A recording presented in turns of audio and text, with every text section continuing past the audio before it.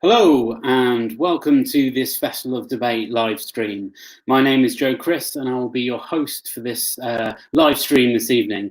I'm part of the team at the Festival of Debate, which is run by the not-for-profit social enterprise Opus Independence.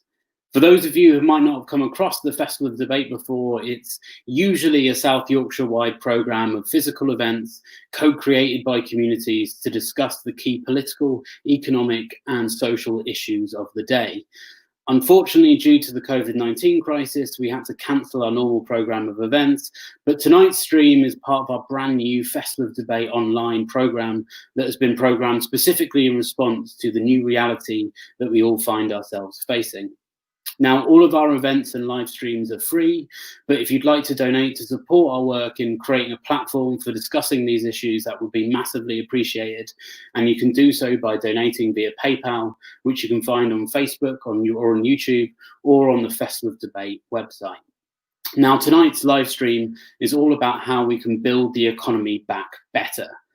The economy before COVID-19 was unhealthy and unbalanced in many respects.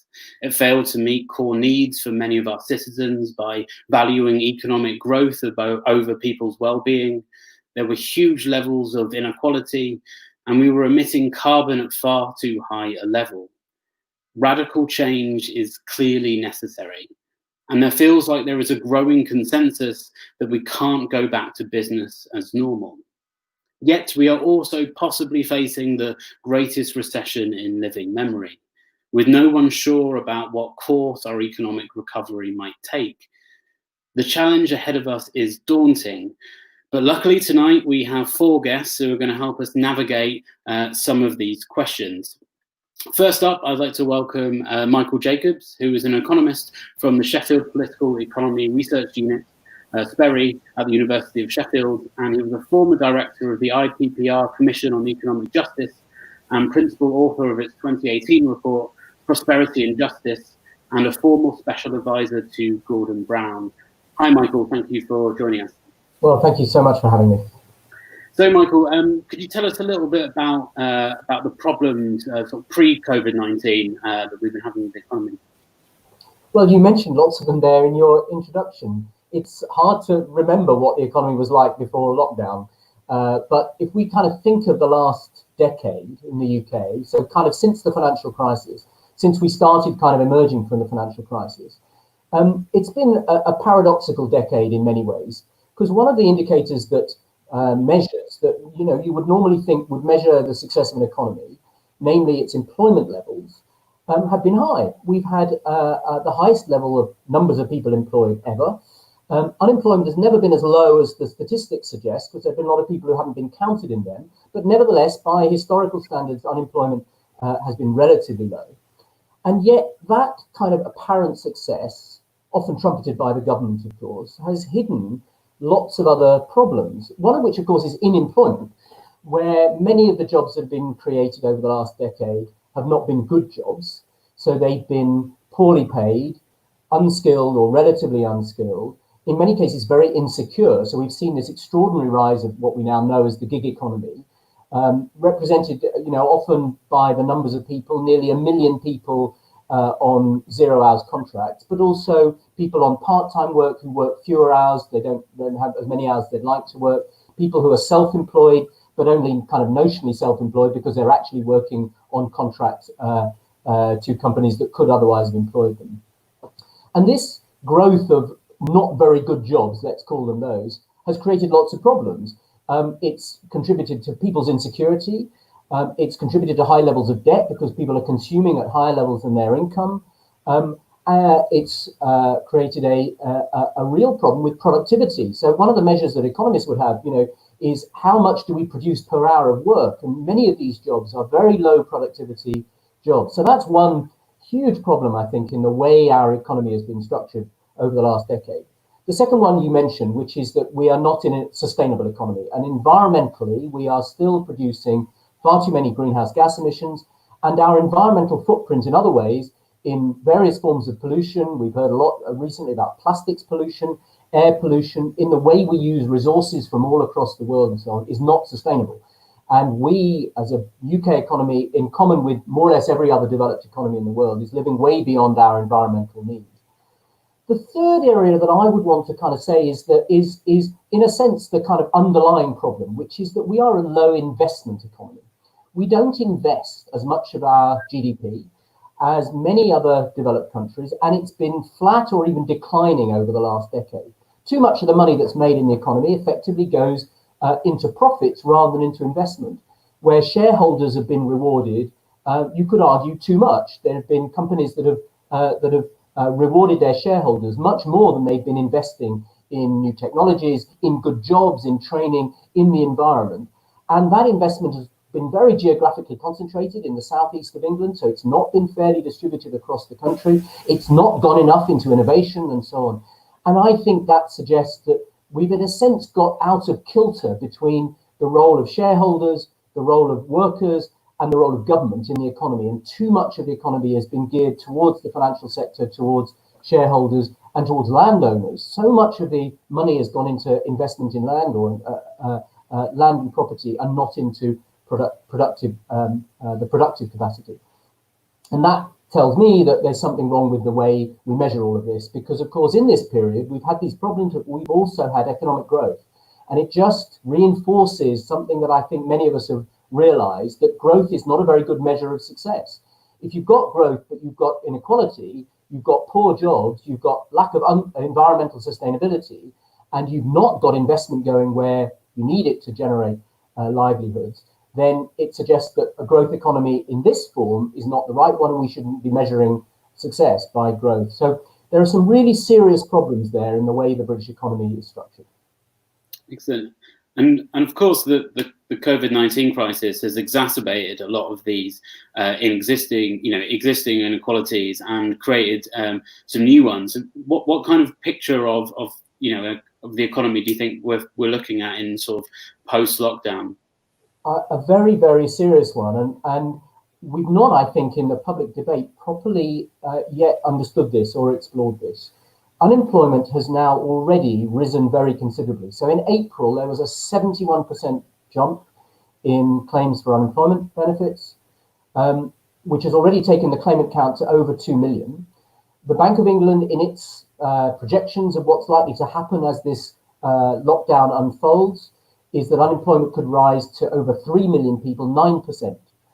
We've not seen that level of unemployment since the early 1980s, through the Thatcher years, when unemployment was the dominant economic fact, and it caused tremendous hardship, not least in Sheffield and in this region.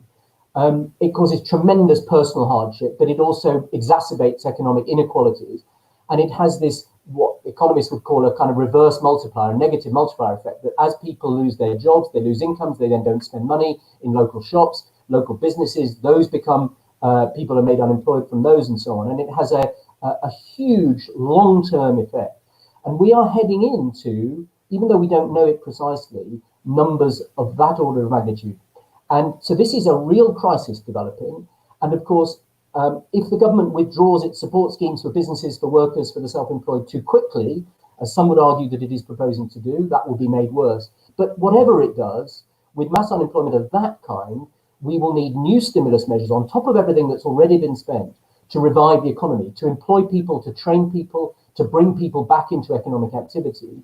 That will have to be done through public money, through government money, more borrowing, more spending, inevitably to be done. But we do then get a chance to say, what kind of economy do we want to rebuild with new money and with new stimulus? And I think that in the midst of a disaster, a human disaster, an economic disaster, there is that one kind of silver lining, which is it enables us to ask the question, well, if we're going to rebuild, if we're going to recover, if we're going to spend public money on doing that, what kind of economy do we want? Can we repair some of the problems that we saw in the economy over the last 10 years? I mean, you very articulately described, obviously, a lot of the problems with our existing economy. And I wonder, is there the possibility for radical change in the face of all of these huge economic problems that we're facing sort of post-COVID-19 crisis? I think there is, in two ways. The first is that there is now, I think, and there's always a bit of a danger of wishful thinking here, but I think it is true, there is a public mood not to go back to business as usual. Most people were aware of the problems of our economy, many people experiencing them very directly themselves. And I think in the wake of the inequalities that have been exposed by the crisis, in the wake of the sense I think we've all got that there are a lot of people who are incredibly valuable to our economy, we now know them as key workers who are deeply undervalued and underpaid.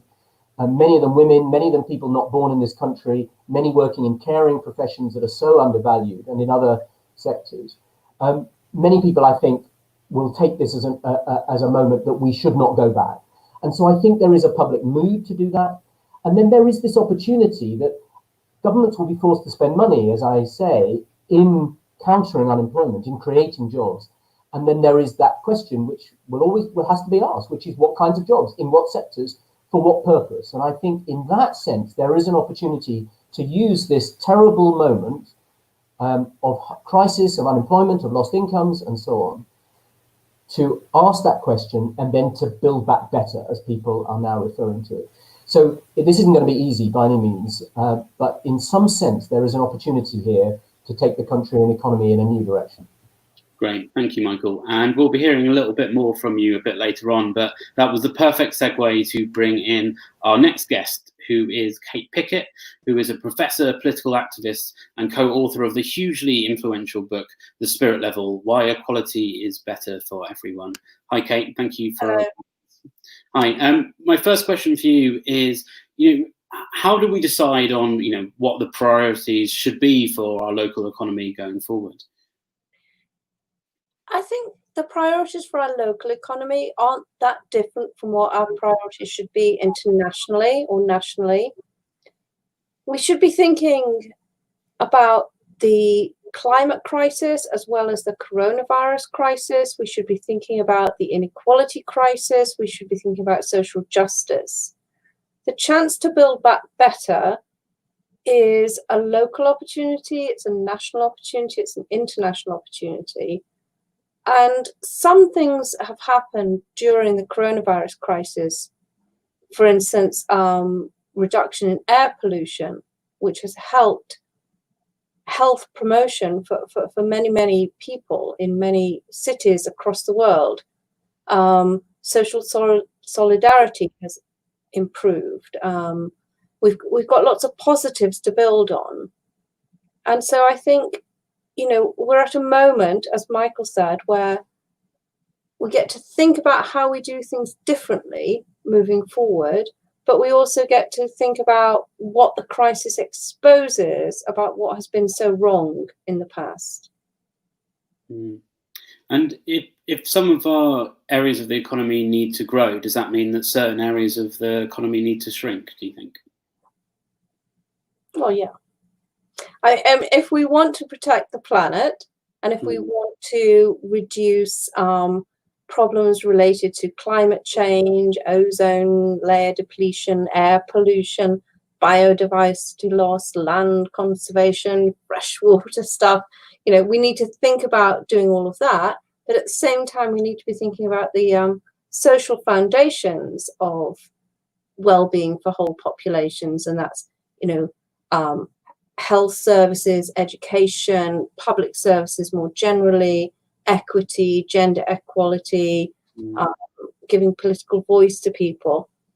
I think this crisis gives us the opportunity to think about how we connect both of those things, both the social foundations of well-being for whole societies, but also the planetary boundaries within which we must live.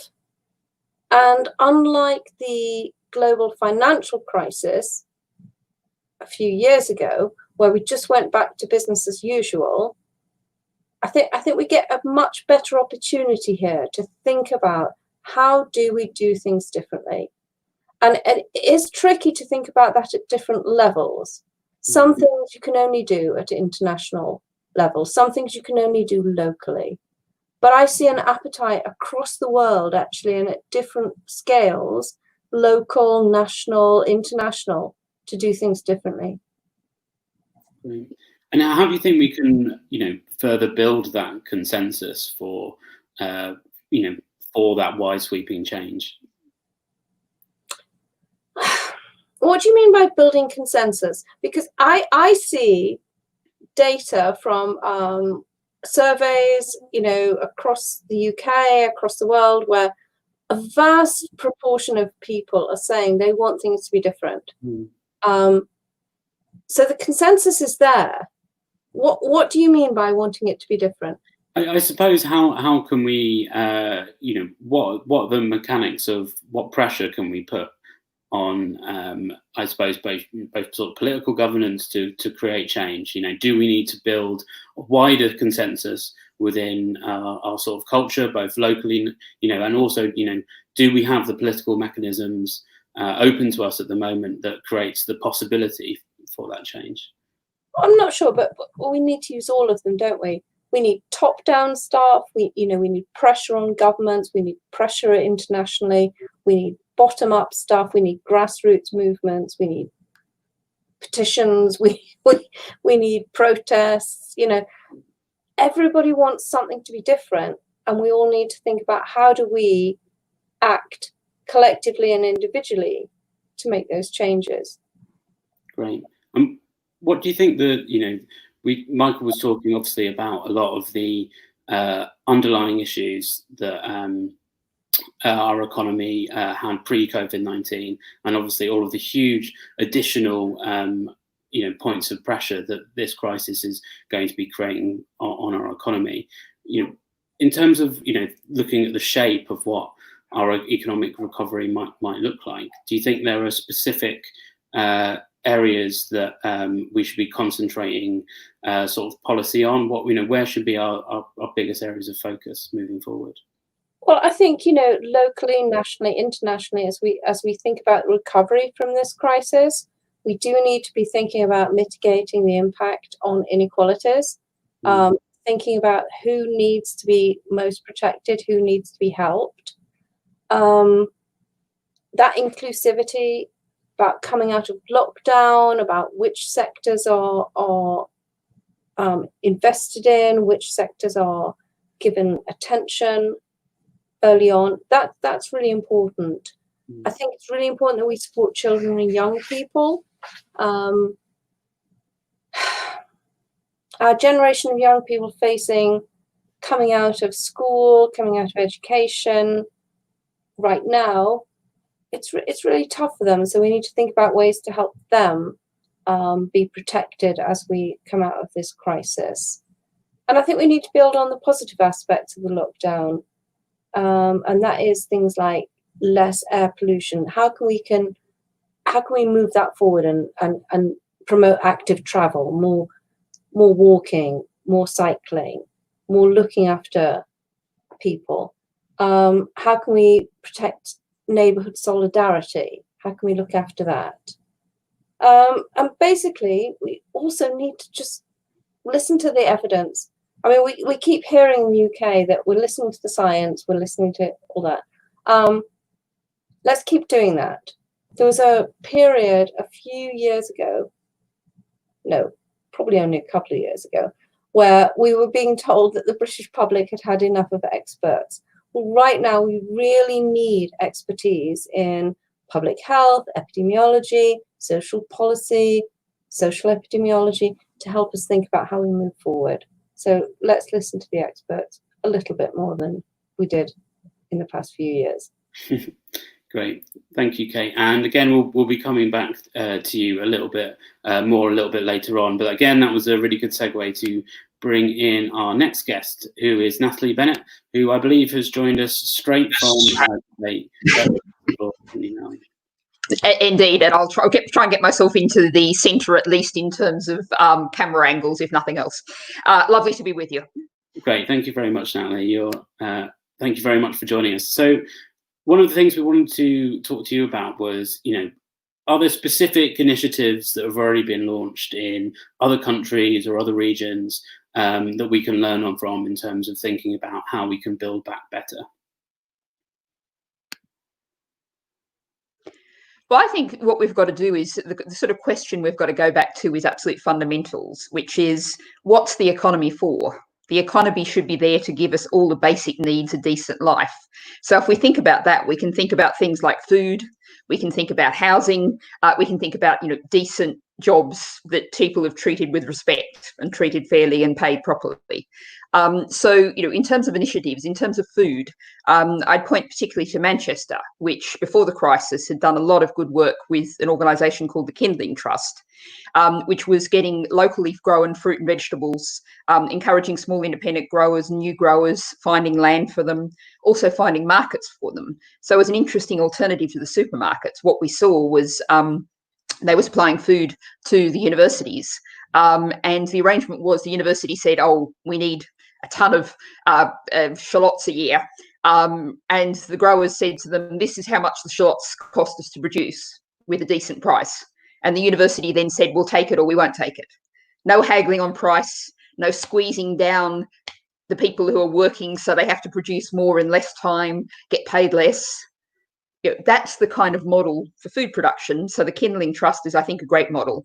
If we think about housing, we are still right now building housing that needs to immediately be retrofitted to meet net zero carbon standards. Now, the government says it's committed to 2050. So those are houses that will still certainly be around in 30 years' time and need to be retrofitted in the meantime, which is much more expensive. So we should be looking, and Nottingham has done some good work on this, of building social housing that's passive house standard, that actually generates more energy, electricity, than it actually uses in terms of energy. So what you've got there is real positive ways of doing things. And then in terms of energy, we've got some great stuff here. Sheffield Renewables did some great work really fighting against the odds when the government kept slashing the feed-in tariff. So what we need to see is a huge investment and growth in community renewables. So there's sort of three sets of things that meet people's needs, that create decent jobs. But I do also want to stress, because I think I mostly focus on the positives and the hope, but I think we're also seeing, some of us, we live in our social media bubbles. So we had 3 former chancellors come out a couple of days ago, so warning that things were terrible. So what we have to do is get rid of Sunday trading laws and cut corporation taxes. And we want to build back better. We need to acknowledge there are people who are also trying to bring back failure, the economy we had before. So we've got to both present our own positive images, but also really point out the huge flaws in their plans. Right, we've just had a comment come through online, which from Fran Belbin, which is, we might have a relatively wide consensus on change, but we still have 4 more years of Tory government, and I'm not hopeful about the immediate recovery phase from the top-down perspective. Well, I'm going to disagree with you, Fran, immediately one of your premises, which is we've had 3 general elections in the UK in 5 years. We are facing the chaos of a very high likelihood, I fear now, of a crash-out Brexit. I don't think stability is going to suddenly break out in British politics. So, I would be ready for a general election, for a breakdown of the current government at any time. And I guess referring back to your comments about how we need to really build this from the bottom up as well. We need to make sure communities are invested and engaged in this process. How can we make sure we bring communities into this economic recovery as much as possible? How can we make sure we have their support and their engagement? Well, I actually had a question in the House of Lords yesterday, started a short debate on local democracy, because I wanted to ask the government what it was doing to reinforce and support local democracy. The short answer was not much, actually. I wasn't terribly surprised by the response. But what's really crucial, and what we've seen with COVID-19, is a very wide range of responses from local government. Some local government has managed to, take things online, do its absolute utmost to continue the full democratic range of activities. My favourite case study is the Kirkburton Parish Council Grants Committee, which I saw a picture of them meeting on May 30.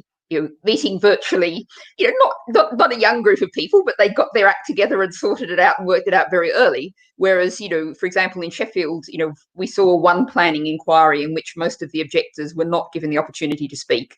After that happened, the next big planning inquiry came out somewhat better because of public pressure. But it's crucial we keep that local democracy going. It's inadequate. It has the problems of a failed undemocratic voting system, same as our national politics has. But it's what we've got. And then, as I was saying to the government, we also have to force, beat at the door of Westminster government, saying this is the most centralised polity in Europe. More decisions have to be made locally. People have to have the power and resources. And, something I'm going to be doing a lot on. The government at the moment, every time you say, I ask them about, the problem of alcohol abuse during lockdown is obviously, anecdotal, and experts say has become a bigger problem. And I said, to the government, what are you doing about that? And they said, oh, it's up to local councils to do that. But where's the money? Where's the funding? And they gave councils 3.2 million, but that's been apparently allocated to about 1,000 different things. It's not really going to go very far. And do you think, obviously, we've seen a massive community response to the COVID-19 crisis with things like the growth of the mutual aid networks.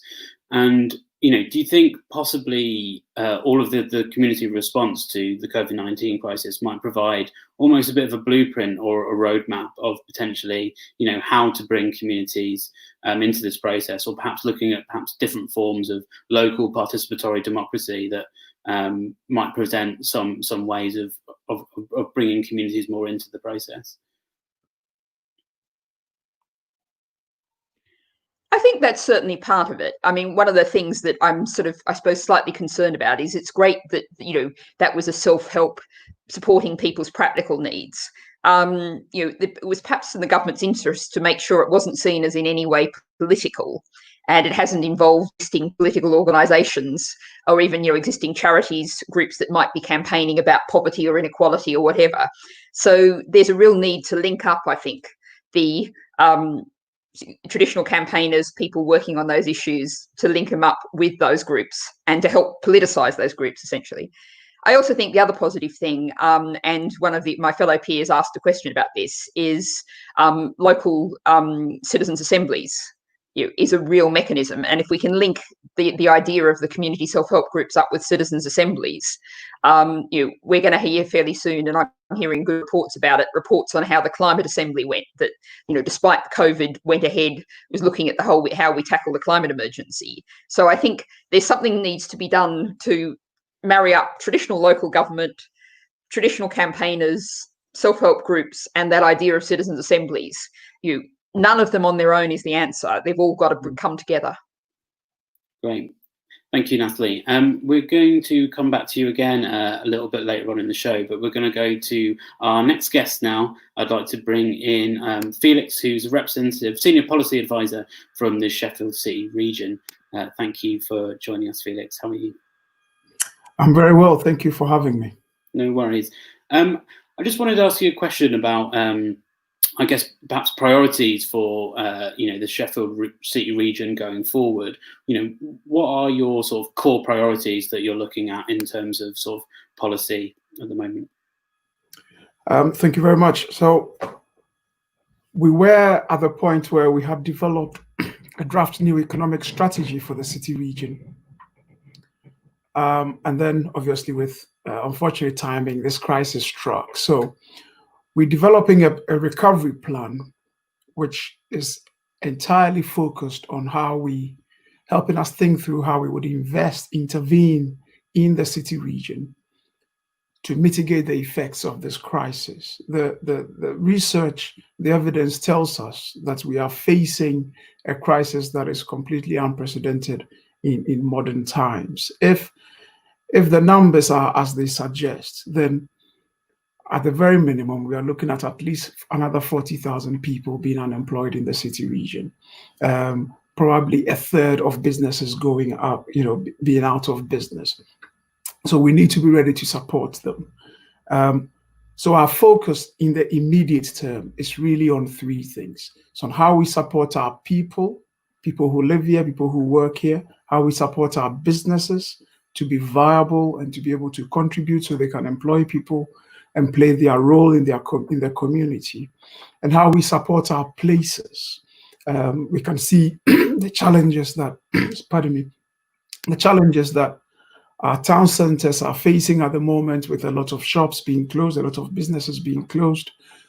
What can we do to support our places to come back onto their feet? And what is a different kind of neighborhood and community, society that we want to support and build? And listening to the other speakers before me, there's quite a lot of good ideas there that they put forward. And I'm reassured that a lot of these we are also thinking about, and it's sort of figuring in our thinking in terms of the recovery plan that we've got, we are developing at the moment. But I'm happy to talk in more detail about that as we go on. Great. I mean, in terms of, I suppose, the recovery plan that you're making, what mechanisms do you have as sort of Sheffield City Region to be able to sort of, affect change in South Yorkshire? Well, as an organization, we are obviously almost entirely reliant on funding from central government. Our remit is to grow the economy, to improve the lives of our people. That is our central remit. We're led by an elected mayor, Dan Jarvis. We have on our board the 4 leaders of the 4 South Yorkshire authorities. We have a private sector board. The government has traditionally given us funding to invest in our local places, in our local businesses, in our local people. And we have focused on skills, on business support, on transport investment, and investment of that nature to be able to effect the change that we need to grow our economy. Increasingly, as the debate is moved on, we are focusing more broadly and not just narrowly on economic growth, but more broadly on tackling inclusion, inequalities, and making sure that inequality levels don't get worse than they are, but hopefully try to narrow that. And obviously the climate crisis, we've all declared a climate emergency, and the climate crisis is forefront on our mind. So we've recently, just yesterday, announced funding and a huge program to build up to 1,000 kilometers worth of active travel routes and paths for people to be able to move more healthily in a more sustainable way to build on the gains that we've got at the moment.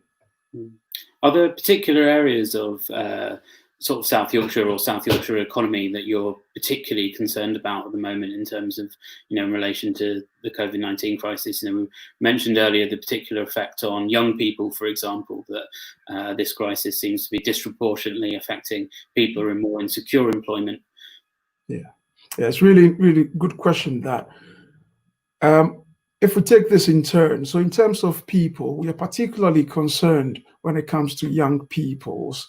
Mentioned earlier on in the conversation, people who are graduating this year, finding the jobs market really difficult. The evidence shows that young people who graduate in a year of recession, takes a long time for them to be able to catch up to their peers who graduated before then. So we really focused on how we can support young people who are coming into the labor market now to make sure they've got all the support, all the opportunity working with businesses so they are not disadvantaged.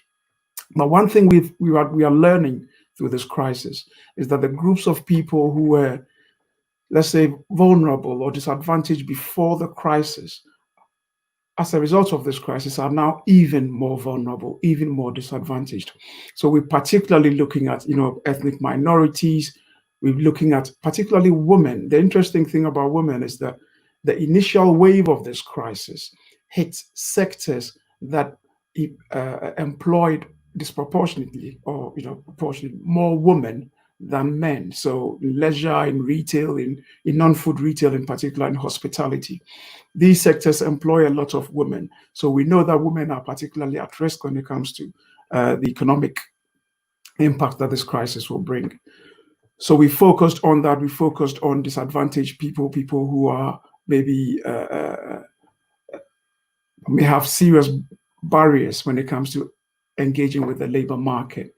And then when it comes to businesses, the strategy that I referred to earlier on was really focuses on how we can focus on innovation and support our businesses to innovate and to grow. This crisis has shown that in South Yorkshire, in places like Barnsley and Doncaster, maybe only 20% of people can actually work from home, compared to London and Leeds and others, where 40–50% of people can work from home. So it's really important that we're able to work with our businesses to be able to adapt and take on the new technology that they need, so that either more people can work from home or that those businesses can open up for people to be able to engage. So some sectors have suffered disproportionately compared to others. But as the wave of economic crisis moves on from the initial impact that I referred to with hospitality and other such sectors, we now know that manufacturing and construction and other sectors, where in South Yorkshire in particular, we have great strengths, they're facing significant challenges because it's either the demand is gone away from them, people are home not buying certain things that they used to buy, or the supply chains have been disrupted so that they cannot continue to operate. So it's important that we are there with these businesses, supporting them in any way we can, so that viable business are able to continue to operate. And then there are the challenges when it comes to our places. Really interesting points being made earlier on. We know some of the side effects or other side of this crisis is that air quality, for example, is improved. So we know we have to focus on active travel so that we don't go back easily to where we were. But when we talk about our places, there's a really good point made about retrofitting our homes. In the city region, we've resolved that we are no longer going to invest in housing projects which will add to, which are not environmentally friendly and have a carbon footprint that we cannot countenance. We have a low carbon strategy coupled with our energy strategy, which we're focusing on at this point. And we will make sure that what we do during this crisis to help us get out of that do not make matters worse. But if anything, we capitalize on the opportunities there, so to speak, the green shoots, to allow us to build on that, to build an economy that we'll be proud of. Just had one of our questions come through on the live comment, which is from Brian Mosley, which is around, what do South Yorkshire businesses export? What do we create of value that we can trade internationally? So I suppose it's also a question about, what business sectors do we need to support and push going forward? I mean, South Yorkshire is the bastion of manufacturing in this country. We've moved on from steel and others. Of course, we still produce a lot of steel, more steel than we probably ever did, but we don't employ as many people. But when it comes to materials and advanced manufacturing, South Yorkshire is absolutely vital, and we export quite a lot to the rest of the world when it comes to materials, when it comes to our engineering. So in Doncaster, for example, where rail engineering, it's world class in Doncaster, and we export quite a lot to the rest of the world. So there's, South Yorkshire has a lot to offer in educational technology, for example. 60% of this country's educational technology sector is in Sheffield alone. So with a lot of children at home now, homeschooling, most of them are working on technology and platforms built here in South Yorkshire. We've got a lot to shout about. We've got a lot of opportunities here to build on. It's not as if we're starting from zero, but obviously the challenge is massive. We should not underestimate that. Great. Thank you, Felix, which I think is a good opportunity to bring Michael Jacobs potentially back in. Hi, Michael. I just wondering if you perhaps wanted to comment or respond to any of the points there from Felix or from any of the questions. Well, I was really delighted to hear much of what you said, Felix, because it accords with my own sense that this is an opportunity as well as a crisis.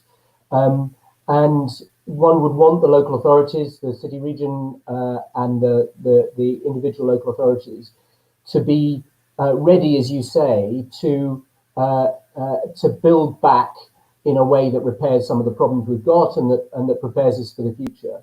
And we have great strengths in the region. And many of those strengths are in the public sector as well as the private sector. And the public sector is a big employer, and the public sector has an opportunity to set standards. You know, employment standards are generally better in the public sector, and where the public sector then aids the private sector, we can insist on some of those standards being used. So standards on environmental sustainability, on workers' conditions, and so on. And I suppose I wanted to ask, in a way, have you been thinking what you would do if the government says we need local authorities and city regions to help revive employment? It does seem to me likely that the government will introduce new spending measures to reduce unemployment, to get people back into work. And I think they will have to use local authorities as the vehicle for doing that, not exclusively, but quite a lot. And so I think this is the moment, in a sense, before we spend the money on. How do we get people who have been made unemployed back into work, into training, so that we're training for the future as well? What sectors do we want to support? One sector we've not mentioned so far in the meeting is the arts and cultural sector, which has been decimated by this crisis, of which Opus and the organisers of the festival event is a good example. You know, this is a brilliant event, but you can't charge for it, and so lots of people have lost money, performers and so on. So can we get money into the arts and cultural sector, into the green sector, into care and so on? So I would just hope that there's been some preparation there on what would we ask government to give us money for, and what would we spend it on? Thank you. There's a supply and demand here. So on the supply side, we need to make sure we are ready to support people, equip them with whatever they need to be able to re-enter the labor market. There's a twofold objective there. We want to minimize the number of the amount of unemployment that we'll get eventually, and we want to reduce how long people are unemployed for in South Yorkshire. So on the supply side, we need to be ready with all the training and all the support that people will need. On the demand side, we need to work with businesses, but we also need to invest really wisely, really cleverly in interventions that will not only create jobs, but will create jobs in areas that we wanted to grow anyway, that we needed to grow anyway. So you talked, earlier on about homes and retrofitting homes. We have over 300,000 homes in South Yorkshire that need to be retrofitted. That is a lot of jobs, a lot of employment opportunity, and injection into the labor, into our economy. And it's important that we focus on that. There are other things that we can and should be doing. You talked about arts and culture, educational technology, I mentioned earlier on, and digital skills. There are other things that we could and should be doing. And that's what we're looking at. So it's on the demand side, making sure people are ready and we can support them into work.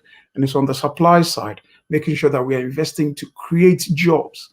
And we're recognizing if this crisis has taught us nothing at all, it's taught us that the state is a legitimate actor in the economy. And we shouldn't only wait to intervene when the market has failed.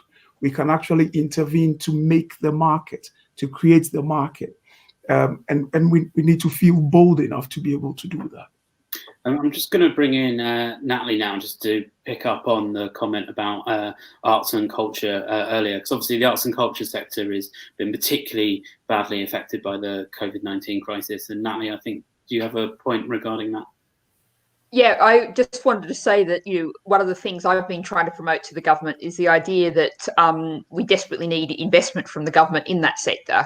We also have, an education problem with schools who are going to have a huge problem with trying to find space for pupils, trying to find things for pupils to do, needing things that will be good for their mental health and well-being. So the government could get double bang from its buck by providing decent amounts of money to schools to work with cultural institutions, with individual artists. And that would be a way in which the benefits, you can see the multiplying benefits.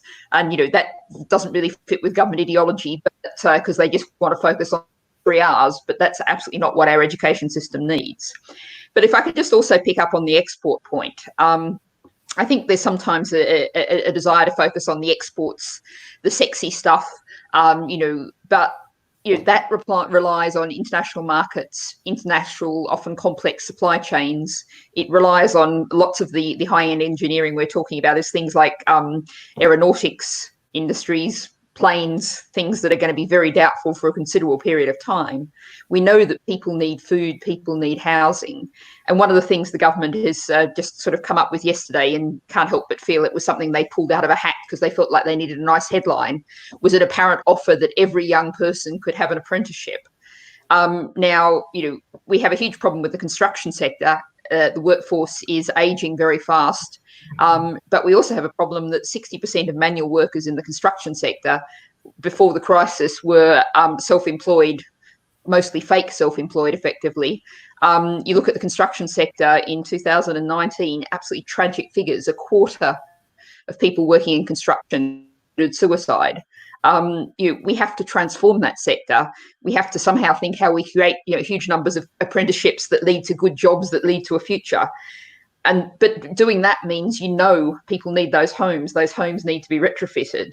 And if you can invest in farming and food growing, people need that food. So you're giving yourself the certainty. Whereas in an uncertain world, chasing the sexy exports, it shouldn't be where the focus should be. Great, thank you, Natalie. At that point, I'd like to bring Kate back in as well. Kate, you still with us?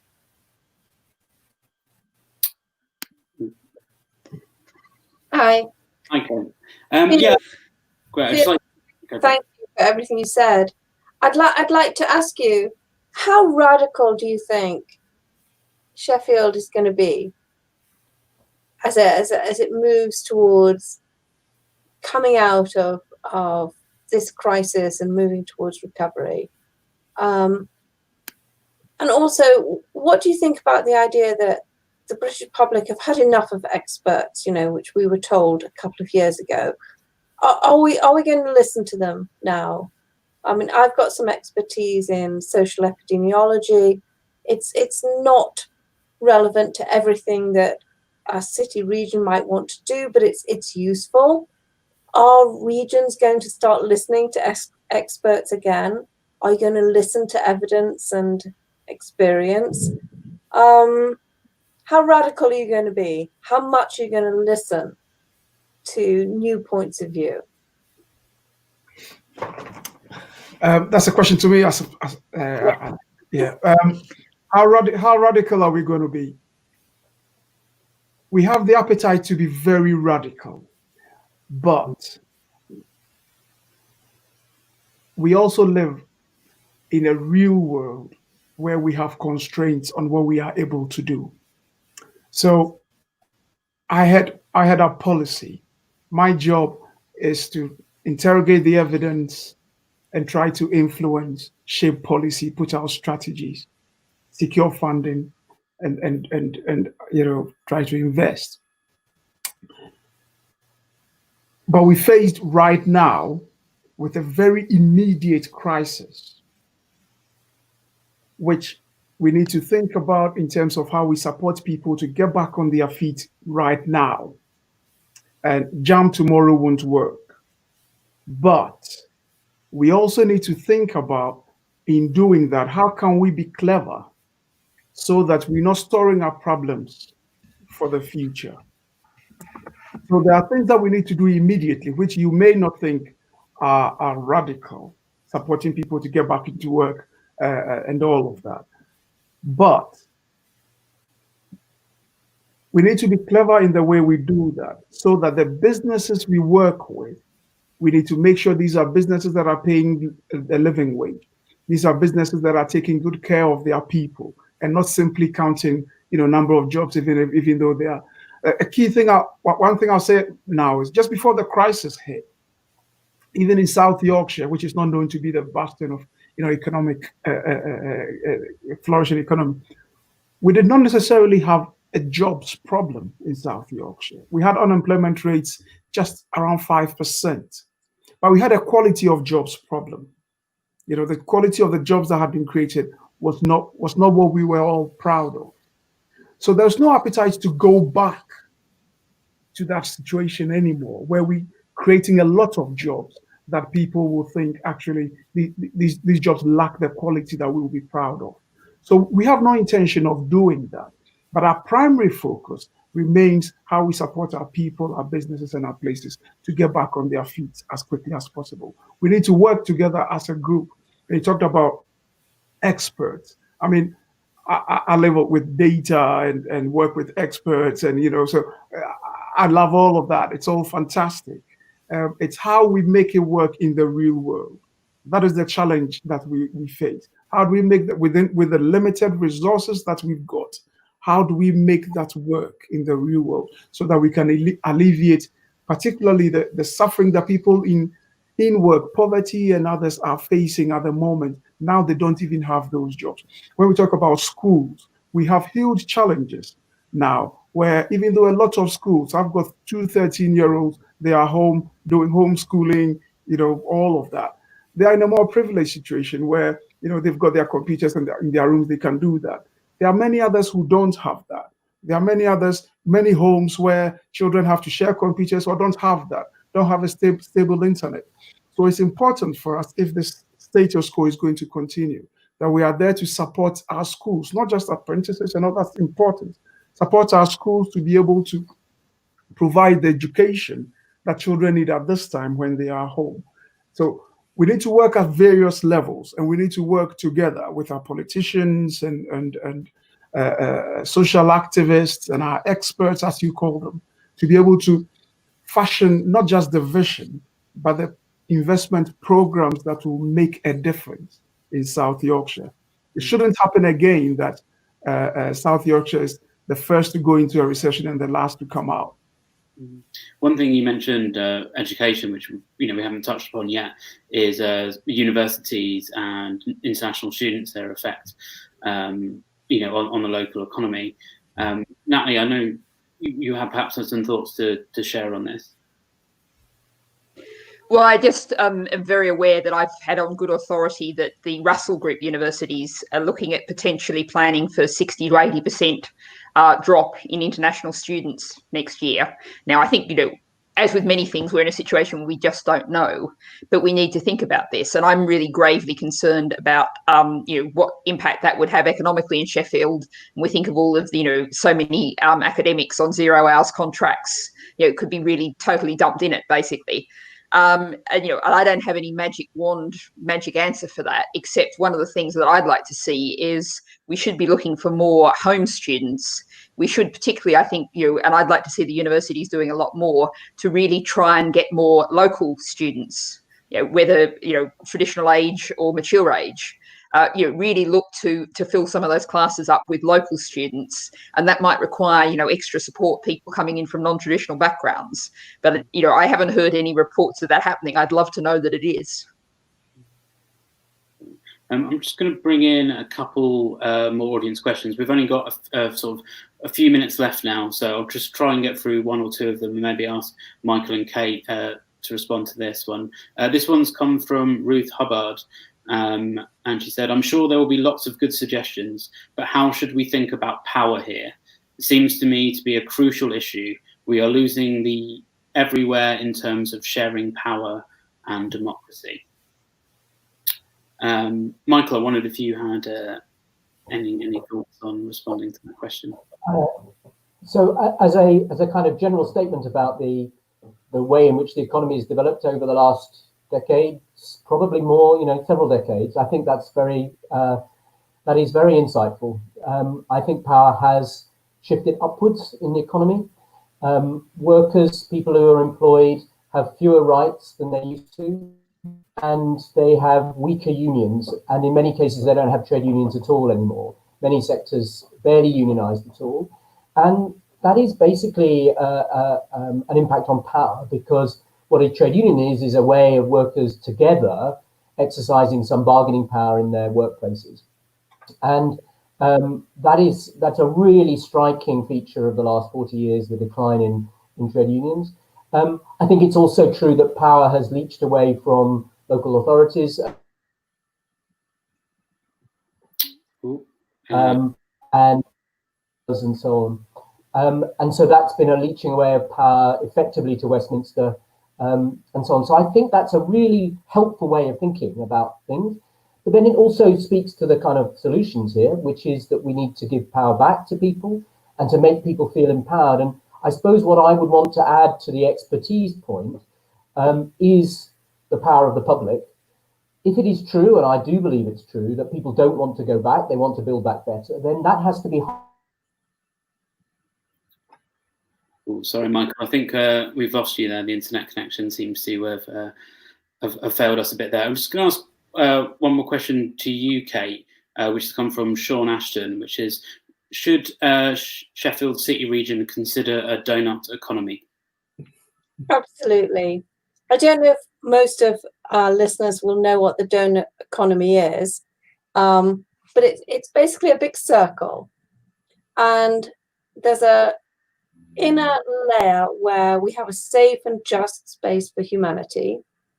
It's supported in the middle by strong health services, education services, good wages, all the social kinds of things that help promote well-being. And around the outside, it says we should not transcend our planetary boundaries. We shouldn't have too much pollution, we shouldn't have too much climate change and all of that. And many cities are starting to use this donor economy model to guide their recovery from post-COVID-19, looking forwards. So Amsterdam is doing it, lots of other cities are doing it. I think it's a really good model. It might not be perfect, but it helps us think about how do we bring together the people, the planet, as we move forward. How do we do inclusive recovery? And I think lots of cities, regions are thinking about this, and it's really important. It's a really good thing to think about. It might not be perfect, it might not be right for everybody, but it helps us think about how we move forward. Great, thank you, Kate. We've probably only got about a minute left. I'll just, maybe Felix, you want to have just maybe 20-30 seconds quickly to respond, or any final sort of closing remarks? No, I'll just say it's a useful framework, and it's one that we've looked at as well. It's a useful framework for thinking about what we're doing, and it's together with others that we've looked at, you know, the mission-oriented form of investment and policy making. It's all useful for us to be able to think about why we're doing this, what really matters, and what are we looking to achieve from this. And with that as our framework and as our context, it allows us then to be able to invest or intervene in a way that will yield the outcomes that we're looking for. So yeah, we are aware of these. We're listening to the experts, and that is shaping the way we think. So thank you very much. Great, thank you, Felix. I'm afraid that's all we've got time for, but I'd just like to thank all of our guests. Again, please, thank you, Felix, thank you, Natalie, thank you, Kate, and thank you, Michael, as well. If you'd like to donate to support the work we're doing here at the Festival of Debate, you can donate through our PayPal, both on the Facebook or YouTube live comments or on the Festival of Debate website. The full Festival of Debate programme is available online, so please do check it out, and hopefully we'll see you very soon. Thanks for tuning in. Thank you. Bye.